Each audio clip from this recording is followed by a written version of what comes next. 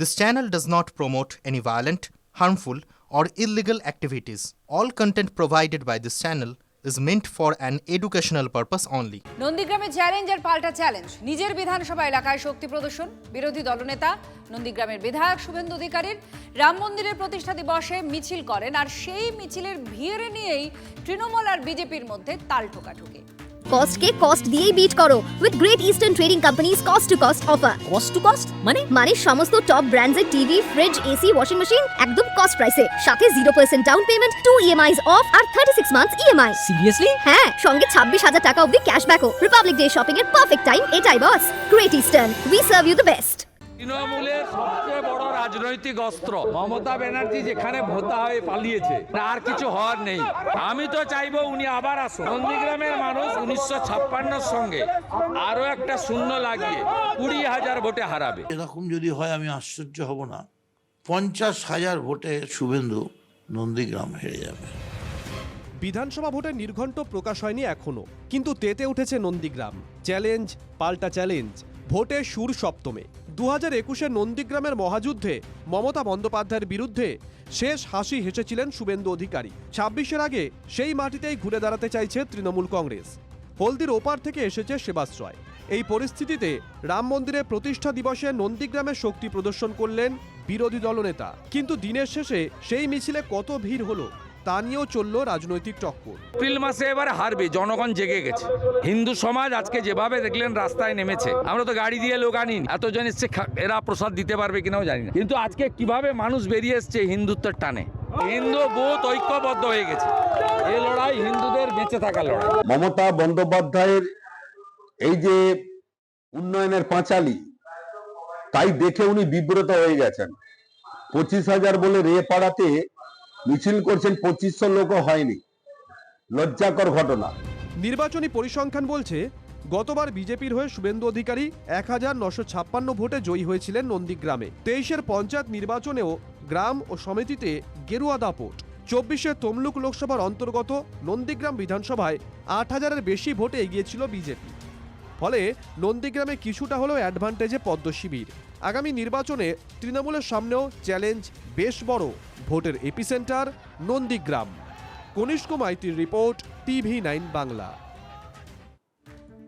স্বাস্থ্য ভবনের সঙ্গে বৈঠকে তারা যে আশা হতো সেটা বুধবারই বুঝিয়ে দিয়েছিলেন আশাকর্মীরা। আর এদিন সকাল হতেই নতুন উদ্যমে আন্দোলনে নেমে পড়েন। জেলায় জেলায় প্রতিবাদ করেন। সরকারের পাশাপাশি ধিক্কার দিবসে আশা দিদিদের নিশানায় জুড়ে গেল পুলিশের নামটাও।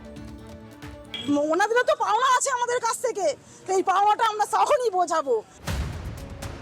ভোটের মৌসুম মানেই প্রতিশ্রুতির ফুলঝুরি। ভোট মিটলেই প্রতিশ্রুতি যায় শীত ঘুমে। কিন্তু ইদানিং অনেকেই ভোট মৌসুমে প্রতিশ্রুতির পাওনা গন্ডাটা বুঝে নিচ্ছেন। সেই পথেই কি হাঁটছেন রাজ্যের আশাকর্মীরা? জটিল ফর্মুলা নয়, অঙ্কটা সহজেই বুঝিয়ে দিচ্ছেন। এক হাতে দিন, অন্য হাতে নিন। সরকার ভাবুক 2026 সালে ভোট আছে, ওনাদেরও তো পাওনা আছে আমাদের কাছ থেকে, এই পাওনাটা আমরা তখনই বোঝাবো যদি আমাদের জন্য কিছু না ভাবা হয়, না কিছু করা হয়। বুধবার কলকাতায় হওয়া বেগুনি বিপ্লব, বৃহস্পতিবার রাজ্যের সব প্রান্তে ছড়িয়ে দেওয়ার চেষ্টা। পাওনা গন্ডার দাবি ছিলই। বুধবার রাজ্য জুড়ে যে পুলিশের নির্যাতনের মুখে পড়তে হয়েছে, এবার তারও বিচারের আশা। বিক্ষোভের অভিমুখ তাই কোথাও থানা, কোথাও SDO অফিস। পুলিশের ভয় কিসের? স্বাস্থ্য ভবনের আমাদের যে মন্ত্রী, তার ভয় কিসের? আমাদের দাবিটা কেন আমরা, ন্যায্য দাবি কেন আমরা আদায় করব না? আমরা কি করে ভিক্ষাবৃত্তি করতে এসেছি?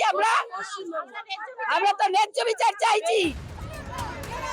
বাংলায় বেগুনি কোনো দলের রং নয়, কিন্তু বুধবারের পর থেকে বঙ্গ রাজনীতির সব রঙই বেগুনিকে কাছে পেতে মরিয়া।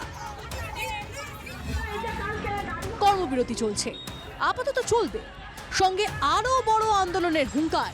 26-এর আগে আশা দিদিদের পাওনা গন্ডার হিসেব মিলিয়ে দিতে পারবে রাজ্য। Bureau report, TV9 Bangla.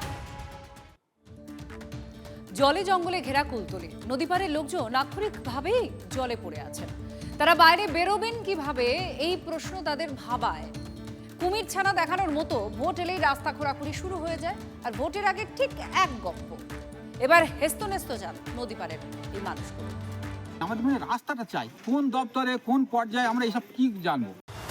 মাটির উপর ছড়ানো ছেটানো কয়েক টুকরো ইট, সেখানে কেউ হুমড়ি খেয়ে পড়ে। সাইকেল নিয়ে বেরোলে দুর্ঘটনার গ্যারান্টি আছে। দক্ষিণ 24 পরগনার কুলতলির দিঘির পাড়ে একেই নাকি রাস্তা বলে পরিচয় দিতে হয়। এলাকাবাসীর দাবি, গত 15 বছর ধরে পথে এমনই ভয়ঙ্কর পরিস্থিতি। অভিযোগ, রাস্তার নামে লোক ঠকানো চলছে দীর্ঘদিন ধরে।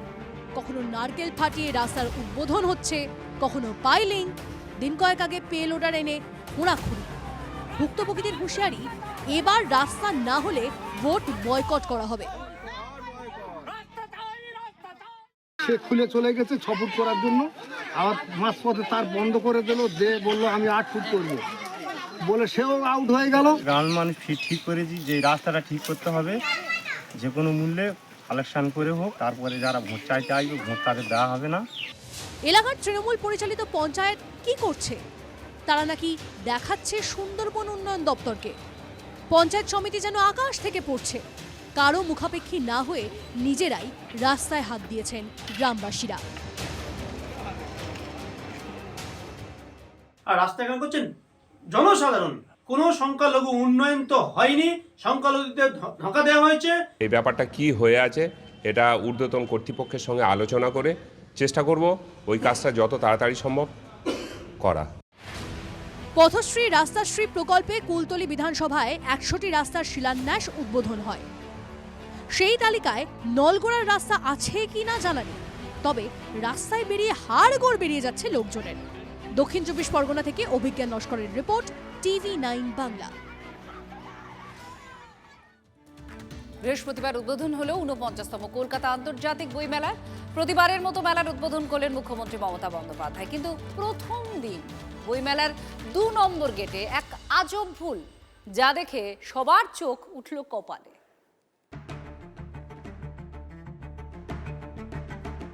মুখ্যমন্ত্রী তখনও মেলা প্রাঙ্গণে আসেননি। বইমেলার আয়োজনে চোখ রেখেছিল TV9 বাংলা। ক্যামেরা চোখ আটকে গেল 2 নম্বর গেটে, প্রতুল মুখোপাধ্যায়ের নামাঙ্কিত গেট। গত বছর ফেব্রুয়ারি মাসে শেষ নিঃশ্বাস ত্যাগ করেন শিল্পী, তাকে উৎসর্গ করেই এই গেট। কিন্তু এটা কি লেখা? 1942 থেকে 1925। এই লেখা সাধারণত জন্ম মৃত্যুর বছরকে নির্দেশ করে। বইমেলার প্রথম দিনই হোঁচট। কোন লোক তো তৈরি করেছেন, নিশ্চিতভাবে কোনো ভুল থাকলে, কোথাও কোনো ভুল থাকলে যদি সেটা মানে নজরে আসার পর সেগুলো নিশ্চিতভাবেই কারেক্ট করে দেবেন। এটা তো বোঝাই যাচ্ছে যে এটা একটা কোনো মানে এটা গেটটা তৈরি করার সময়ের কোনো ভুল। এটাই প্রশ্ন, যে সংস্থা এই কাজের বরাত পেয়েছে তারা একবারও দেখতে পেলেন না কি মারাত্মক একটা ভুল বড় বড় হরফে করে রেখেছেন? TV9 বাংলার ক্যামেরা এই ভুলের ছবিতে ফোকাস করতেই টনক নড়ল। 10 মিনিটের মধ্যে কাগজের প্রলেপ দিয়ে ভুল সংশোধন। যদি একটু ক্লোজ করে ছবিটা করতে বলি, 2025টা তার উপরে কিন্তু কাগজ দিয়ে সেটাকে ঠিক করা হয়েছে, অথচ 10 মিনিট আগেও এখানে ছিল 1942 থেকে 1925। এহেন বাঙালি কবি, গীতিকার এবং গায়কের এহেন ভুল কি করে বইমেলার তরফ থেকে করা হলো সে প্রশ্ন কিন্তু থেকেই যাচ্ছে, যদিও সেটা 10 মিনিটের মধ্যেই পরিবর্তন করে দেওয়া হয়েছে। ক্যামেরায় সুদেব রায়ের সাথে দীক্ষা ভূঁইয়া, TV9 বাংলা, কলকাতা।